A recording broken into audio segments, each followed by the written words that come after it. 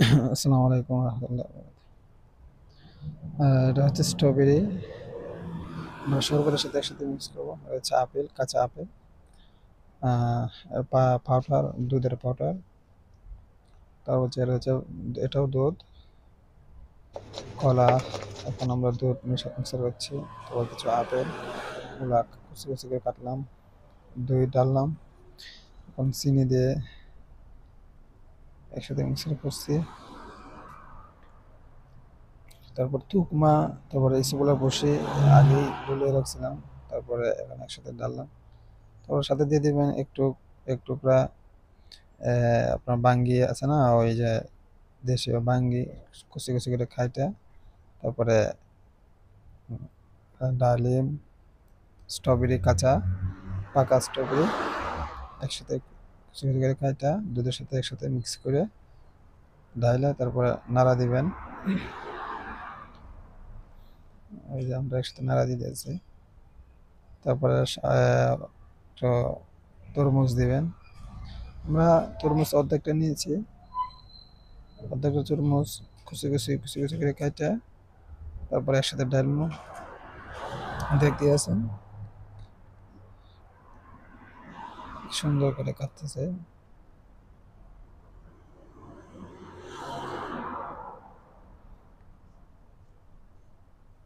তরমুজ দেওয়া হয়ে গেলে তারপরে কাটা হয়ে গেলে একসাথে ঢালবেন।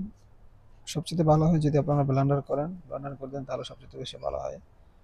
তো আমরা ব্লেন্ডার করি নাই, আমরা কুচি কুচি করে কাইটা একসাথে মিক্স করে দিলাম। তারপরে দুধের পাউডার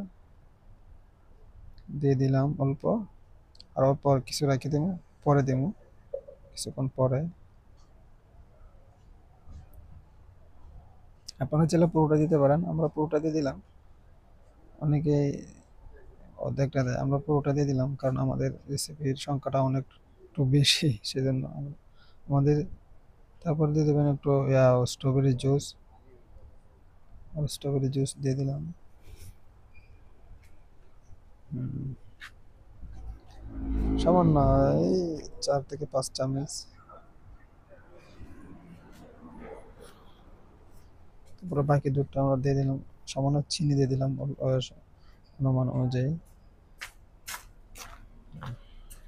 তো বন্ধুরা কেমন হয়েছে? তো আমরা ওটা দিয়ে আমরা আজকে ইফতার করবো আর কি। তো ওটা, তো আপনারা যদি কাতারে থাকেন, কাতার আজিজিয়া যদি কেউ থাকেন তাহলে, আমরা আজিজিয়া থাকি, আজিজিয়া থেকে লুলু মার্কেট একদম পাশেই, আমাদের বাসার পাশে, ওখান থেকে আমরা কেনাকাটা করি। লুলু মার্কেট, লুলু হাইপার মার্কেট। তো আজিজিয়া যারা থাকেন ওরা চাইলে ওখান থেকে বাজার করতে পারেন।